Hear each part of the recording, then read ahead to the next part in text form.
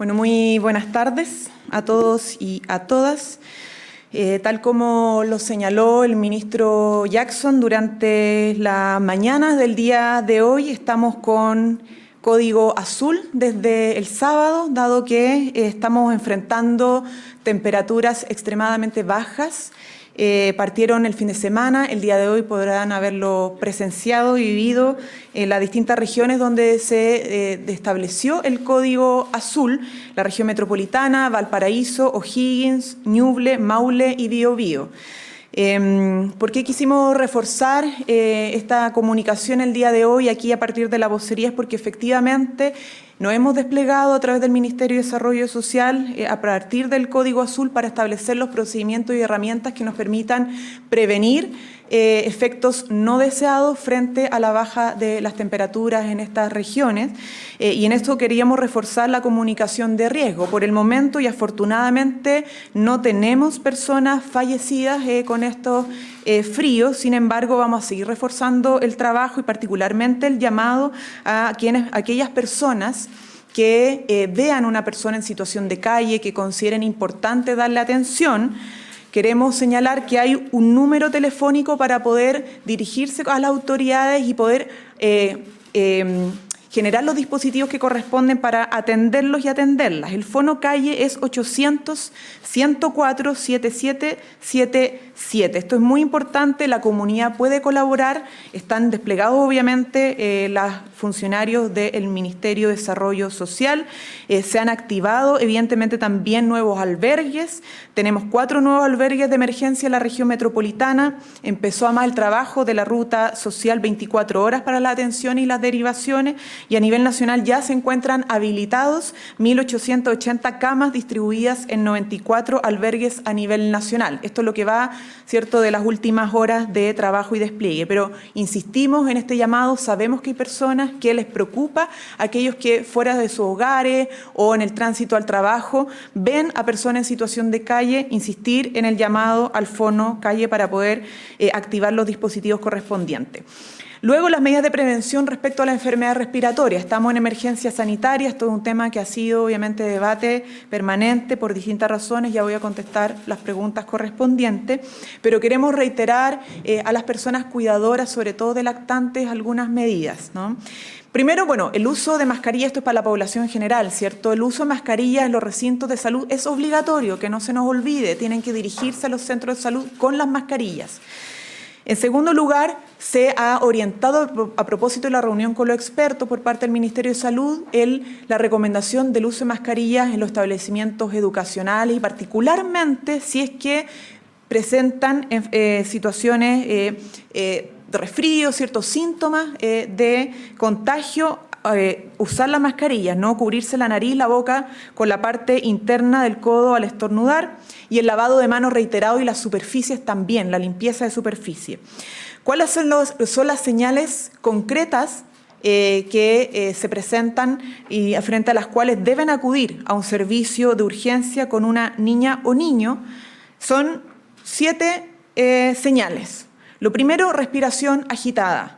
Lo segundo, el hundimiento de costillas. En tercer lugar, los silbidos al respirar. En cuarto lugar, los orificios de la nariz se abren al respirar, es decir, presenta dificultades para respirar. La coloración azul en los labios también es un síntoma a considerar. En lactantes menores, particularmente, ¿no?, la inapetencia, el llanto incontrolable, la somnolencia y el decaimiento. Y en séptimo lugar, la fiebre, por cierto, en menores de 1 año. Estos son los 7 elementos que hacen detectar, ¿cierto?, que hay posibilidad de que el niño o niña esté contagiado con virus sincicial y por lo cual tengan que recurrir a los servicios de urgencia, ¿no?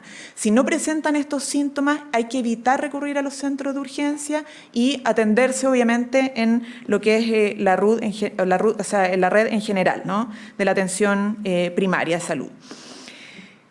Otro contacto importante respecto a esto, ¿no? Tenemos el Salud Responde, el 600-370-777, 7, en el que además profesionales de salud entregan orientaciones las 24 horas. Están las 24 horas del día trabajando y por lo tanto durante los 7 días de la semana, 24 horas al día tienen que, pueden recurrir a este Fono de Salud Responde. Por último, respecto a la emergencia sanitaria, y reiterar algo que la ministra del Trabajo, también la Autoridad de Salud han señalado. A propósito de las recomendaciones del Comité de Expertos, existe hoy día la posibilidad para cuidadores y cuidadoras, trabajadores y trabajadoras, tanto del sector público como privado, de hacer uso del teletrabajo. Estamos en emergencia sanitaria y pueden pedirle a sus empleadores y empleadoras hacer uso, tienen derecho de poder hacer uso del teletrabajo para poder quedarse en sus hogares cuando tienen, sobre todas las cosas, a menores de edad bajo su cuidado y más aún cuando presentan estos síntomas. Para terminar, temas de la semana no relacionados a la Código Azul y a la emergencia sanitaria. Tenemos, obviamente, buenas noticias que esperamos que se sigan desarrollando. Bono invierno. Tenemos más de 1,5 millones de personas que actualmente están recibiendo el bono invierno y se debe ampliar 70.000 pesos adicionales y esperamos que esta semana pueda votarse en sala del Congreso Nacional para que cuanto antes se hagan los traspasos del bono invierno. Esperamos también que siga bajando nuevamente el valor de la canasta básica durante la semana. Sabemos que la inflación ha ido a la baja, lo mismo esperamos con la canasta básica de alimentos. En materia de seguridad pública, estamos presenciando buenos resultados del plan Calles sin Violencia. En estos 55 días de su implementación se han realizado 83.804 controles preventivos. Han cursado 4.754 infracciones que se han cursado, ¿cierto? Se han detenido 1.623 personas y se ha decomisado 55,5 kilos de droga.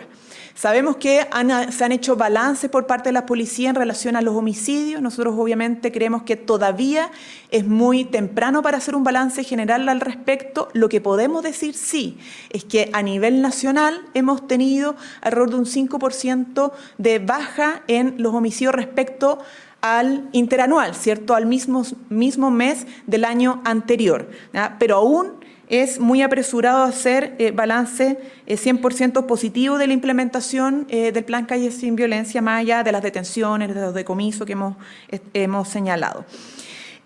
Lo último que quisiera señalar es que tenemos la inauguración del servicio Tren Lautaro-Pitrufquén en la región de la Araucanía. Obviamente esto va en la línea de los compromisos de desarrollo y conectividad del presidente de la República y seguimos también en el marco de la conmemoración de los 50 años del golpe de Estado, particularmente por la participación en el recorrido por la memoria en el campo de prisioneros políticos en Río Chico de Isla Dawson durante esta semana. El Ministerio de Seguridad Pública también va a seguir su trámite. Ustedes saben, y como se ha comentado por la prensa, esto tiene la urgencia inmediata que comprometió el presidente, así que esperamos que pueda avanzar durante esta semana de manera significativa la aprobación de las últimas indicaciones para que cuanto antes empecemos a implementar un Ministerio de Seguridad Pública que tiene que estar con dedicación exclusiva y altamente especializado en los temas de orden y seguridad, con representación además a nivel regional, porque cada ministerio que se crea tiene que tener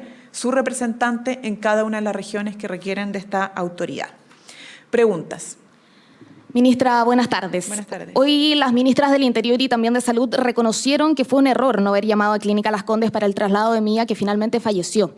Con esta información desde el Colegio Médico dijeron que nunca se va a saber finalmente si la lactante se pudo salvar, pero al menos habría hecho todo lo posible. El viernes pasado el presidente dijo que no hay margen para más errores. ¿Quién asume la responsabilidad política, no administrativa, la responsabilidad política por este error? El subsecretario Arauz va a salir de su cargo independiente de lo que dijo recién del sumario que anunció. Es él finalmente el quien está a cargo de su administración. Sí.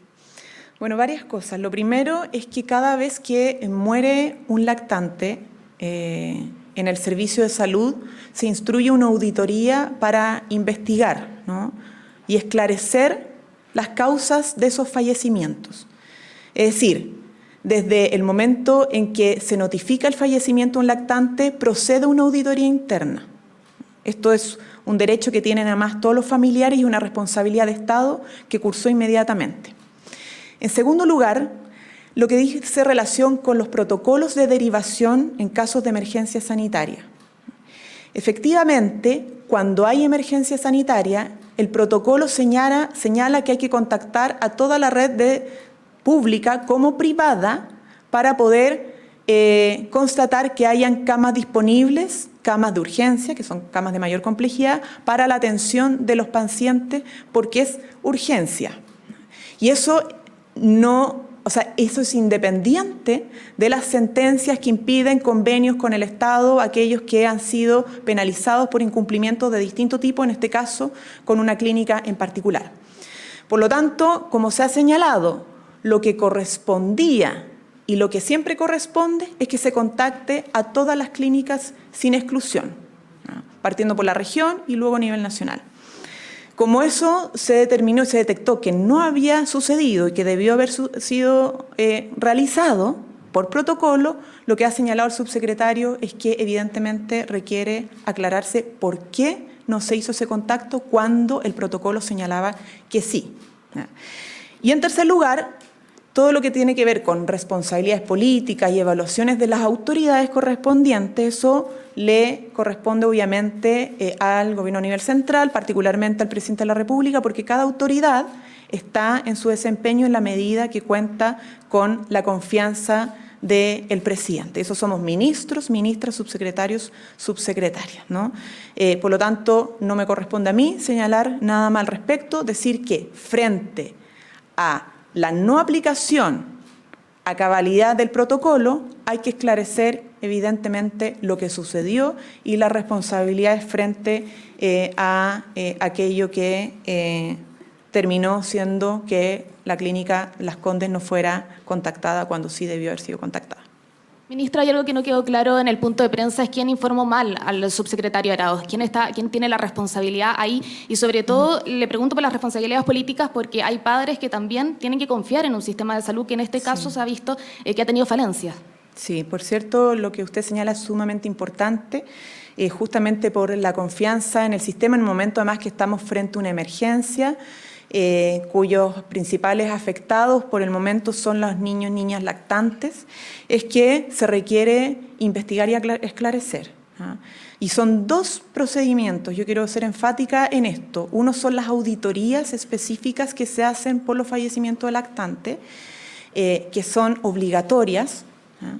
Y proceden inmediatamente. Y en segundo lugar, respecto a la no aplicación del protocolo, que haya sido no causal del deceso de una persona, no impide, ¿cierto?, que esto se constate como algo de preocupación, ¿ya? Más allá de los efectos, porque cuando el protocolo señala que se debe hacer contacto con las clínicas en el caso de emergencia sanitaria por ley de urgencias, no puede ser una razón no contactarse con una de ellas a propósito de una sentencia de carácter judicial donde no hay un convenio vigente, ¿no? Eso no es una razón y por lo tanto, para justamente generar la tranquilidad y tener la respuesta a la pregunta que usted hace frente a la información, es que se requiere esta investigación sumaria. Ministra, el viernes el presidente Gabriel Boric le pedía a su gabinete que no había más espacio para los errores, lo decía directamente. En ese sentido, quería preguntarle, más allá de la responsabilidad política que se cobra en este caso, ¿en qué pie queda el subsecretario Arauz, pensando que él es quien finalmente va a seguir liderando la contención de esta crisis sanitaria? Y lo mismo que decía antes, a propósito de las confianzas que tiene que tener la ciudadanía respecto de las autoridades que van a liderar la contención de una crisis tan grave como esta. Sí. Bueno, ¿en qué pie queda? En el pie de trabajar junto a los equipos con alta y mayor rigurosidad en el enfrentamiento de esta emergencia, ¿no? El presidente, cuando señala que no hay más espacio a errores, justamente es un llamado a ser más rigurosos y rigurosas siempre en este tipo de trabajo, ¿no? Independientemente, obviamente, del caso de salud, pero particularmente respecto a una emergencia sanitaria, hay que siempre estar reforzando los equipos semana a semana, adicionando todas las medidas que se tengan que adicionar. En la última semana se adicionaron medidas de reforzamiento, justamente porque cuando se enfrentan estas emergencias sanitarias, se articula un espacio con expertos, expertas, gremios, organizaciones, profesionales, etcétera, y hoy día además recibiendo también opinión que ha sido muy generosa, ¿cierto?, de ex autoridades de salud para justamente no solo tener un diagnóstico compartido, técnico con los expertos y expertas, sino que también tomar las medidas que semana a semana se van a necesitar requerir y agregar a las medidas que ya se han adoptado para tener una mejor respuesta frente a esta emergencia. Porque además ya se ha avisorado por las propias autoridades de salud que las próximas semanas, en los próximos meses, se nos van a juntar tanto el sincicial como la influenza, particularmente las personas mayores, y por lo tanto hay que estar permanentemente reforzando no solo la campaña de invierno en términos de comunicación de riesgo, sino que también en términos de medidas a adoptar para el mejor despliegue tanto del servicio público de salud como también en colaboración con las clínicas privadas.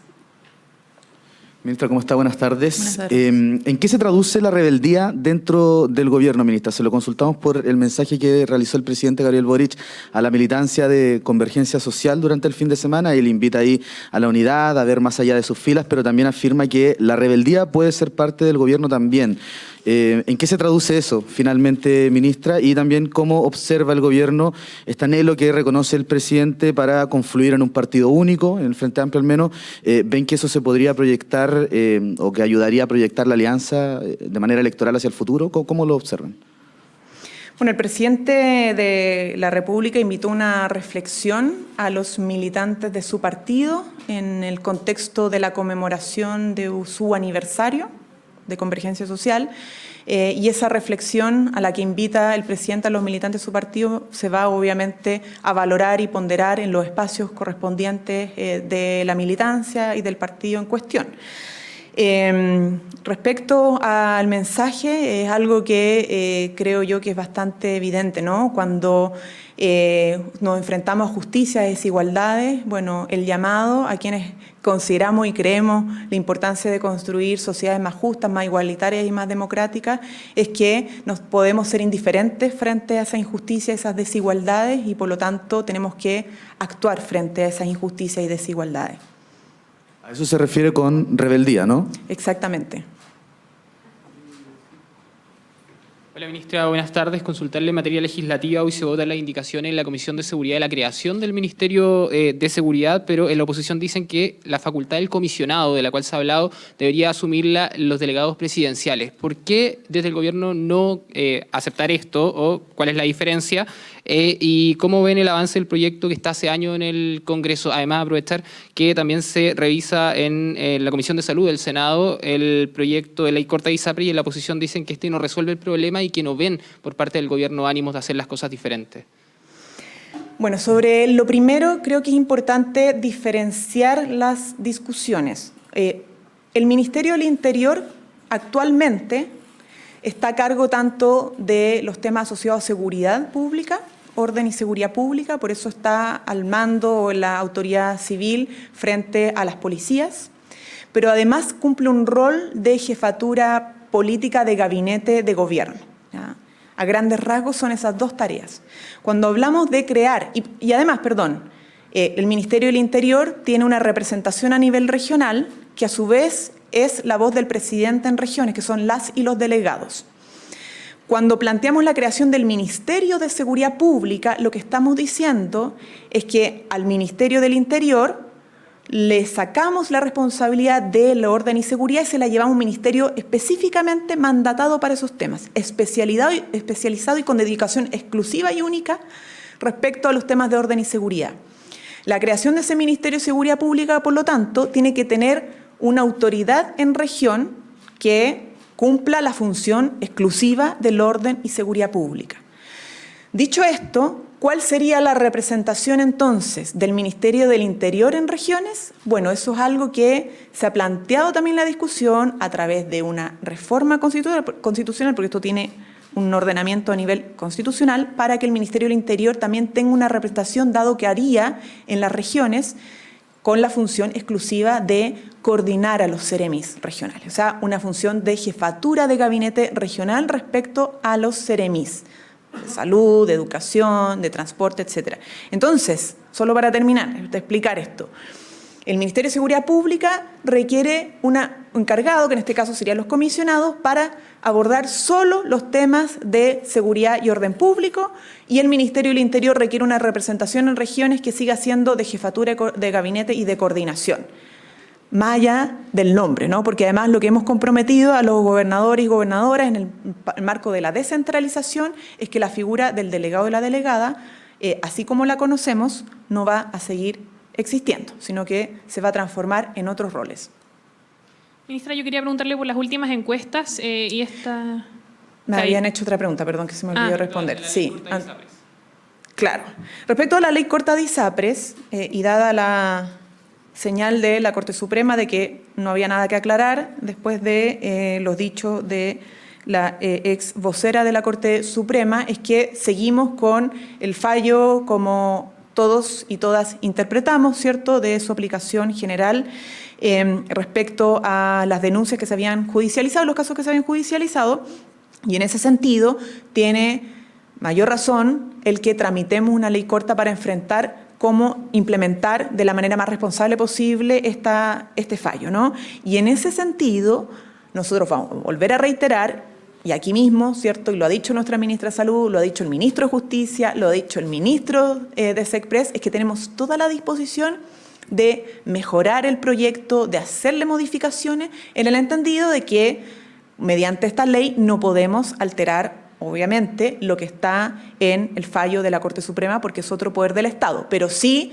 todas las adecuaciones que puedan ser significativas para la implementación más responsable de que se les hagan las devoluciones a quienes se les tiene que hacer las devoluciones, fijar obviamente los plazos razonables. Nosotros hemos fijado 6 meses para que el ISAPRES puedan presentar sus propios planes, entendiendo su propia realidad, y por cierto que no generemos un perjuicio en lo que son principalmente las prestaciones de salud.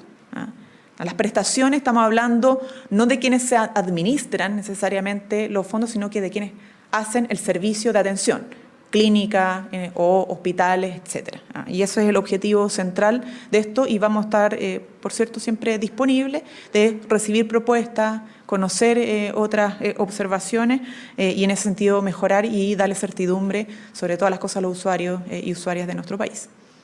Sí, ministra, le quería preguntar por las encuestas, en particular lo que se conoce durante la jornada de ayer, una caída de 8 puntos del presidente Gabriel Boric, de la aprobación del presidente Boric. ¿A qué lo atribuyen ustedes? ¿Les complica no haber podido capitalizar el aumento que tuvo a partir de la cuenta pública la semana pasada? ¿Creen que se debe, por ejemplo, a este mismo tema que le preguntaban antes de los errores?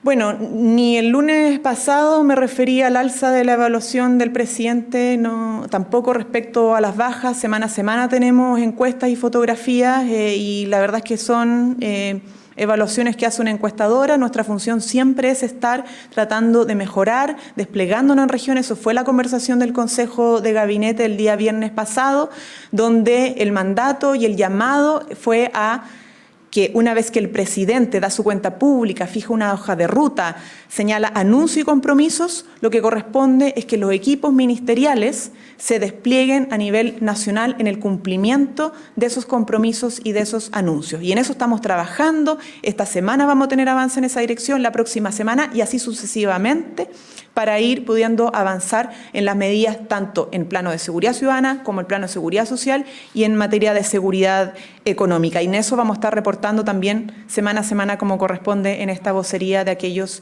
avances y aquellos cumplimientos. Ministra, buenas tardes. Quería que nos señalara respecto a la reunión que tenemos entendido va a haber el día miércoles en el Cerro Castillo por la reforma tributaria y la reforma de pensiones. ¿Cuál es el objetivo, considerando que se están desarrollando conversaciones en paralelo con la oposición para lograr los votos que se faltan?